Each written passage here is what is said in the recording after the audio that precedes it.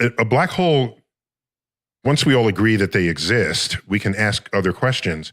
When you have something outside the black hole and it falls in, what happens to that information that was contained in that object?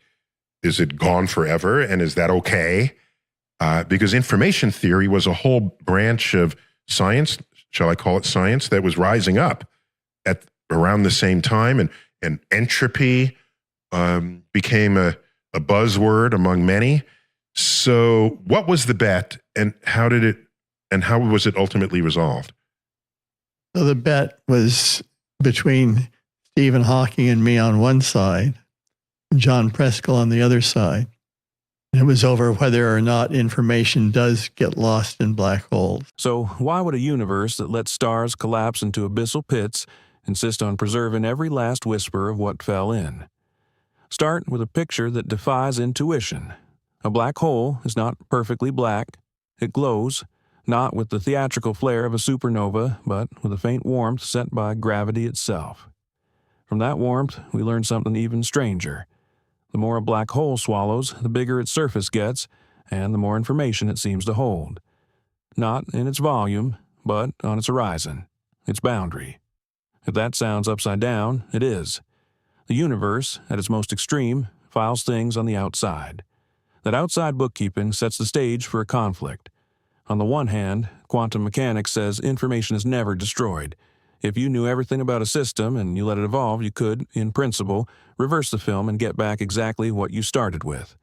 On the other hand, gravity gives us a horizon that hides whatever crosses it, and Hawking's calculation tells us the radiation a black hole emits looks purely random, like steam from a kettle. If the hole evaporates into this featureless mist, where do the details of what went in actually go? The tension isn't academic. The choice is stark. Either quantum theory's promise of reversibility fails, or our understanding of space, time, and horizons needs an upgrade. Follow the thread tugging at each of those claims. The horizon feels like a shredder because of a result nicknamed no hair. From far away, a black hole is fully described by just a few numbers: mass, spin, and charge. Two wildly different libraries can collapse into two identical holes, but no hair is a statement about what distant observers can measure in classical gravity, not a denial that microdetails exist. Meanwhile, Hawking's radiation emerges from the quantum structure of the vacuum near the horizon. Fluctuations produce pairs of entangled quanta, one escapes, one falls in. The promise of information loss is right there. The radiation outside is entangled with partners you cannot access. As the hole shrinks, the exterior record looks ever more thermal. And yet, if you cling to the idea that the laws are exact and time-reversible, that outward steam cannot stay forever featureless. Somewhere, somehow, pattern must be hiding inside the randomness. A clue comes from that odd area rule. Entropy, the measure of missing information, grows with horizon area, not interior volume.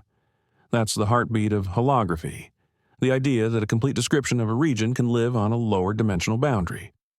In certain toy universes, we can make this precise. A gravitational story inside a space is exactly mirrored by a quantum theory without gravity living on its edge. In the boundary story, nothing is lost. The evolution is clean and unitary. If the two stories are equivalent, then what looked like erasure in the bulk must actually be a subtle encoding. The paradox doesn't vanish, it relocates. If the information is safe in principle, where is it located in practice? On the horizon, in the outgoing radiation, split between both in a way that forbids any single observer from catching the universe in a lie? Push further, and black holes stop looking like shredders and start looking like blenders. They don't delete, they mix. They are among the fastest scramblers quantum mechanics permits, spreading every qubit you toss in across their degrees of freedom in a time that scales like the horizon size times a logarithm of their entropy. After a black hole has radiated about half of its original entropy, a milestone called the page time, newly emitted Hawking quanta are no longer just random heat. They carry correlations with the earlier radiation and, in principle, with what fell in. There's a catch. Extracting that signal requires godlike control over an astronomical number of particles spread across light years and ages. That's why the paradox is not about what you or I can do, but about what the laws demand. It's like burning a book. To your senses, the words are gone. In principle, the precise arrangement of molecules in the smoke and the spectrum of the glow encode the text. You won't reconstruct it, but the universe could, because it never stopped obeying its rules. Of course, clinging to unitary evolution through a horizon isn't free. Press the logic too hard, and you meet a new conflict at the horizon involving entanglement. If the radiation outside must purify itself, then the field modes just outside cannot be perfectly paired with partners just inside.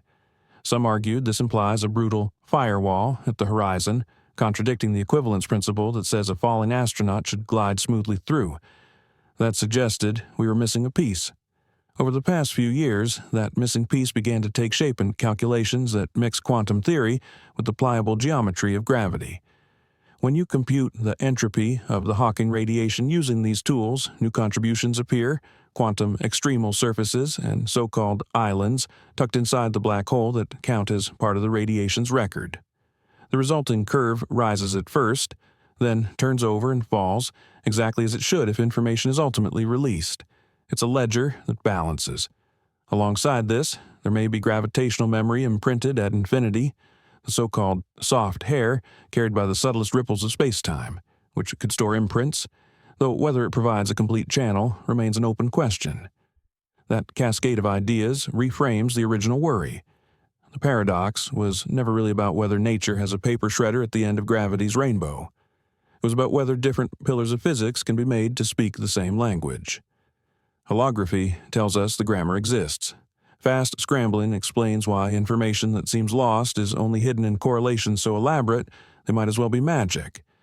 The new entropy calculations show the accounting adds up when gravity's quantum wrinkles are included, and the right way to think about where the information is turns out to be observer-dependent, smeared across horizons and radiation in a way that won't let any single observer collect contradictory evidence. So, why would a universe that lets stars collapse into abyssal pits insist on preserving every last whisper of what fell in? Because the deepest laws we have, quantum mechanics stitched to gravity by holographic hints, demand it. If information truly vanished, predictability would fracture, time reversal symmetry would fail, and entire swaths of modern physics would lose their coherence. Instead, black holes honor the cosmic bookkeeping. They radiate, they scramble, they encode. They look like erasers only when we ignore the fine print. Read that fine print, and the universe answers with quiet certainty. Nothing is forgotten, not even at the edge of forever. Like if this was interesting, and hit the subscribe for more.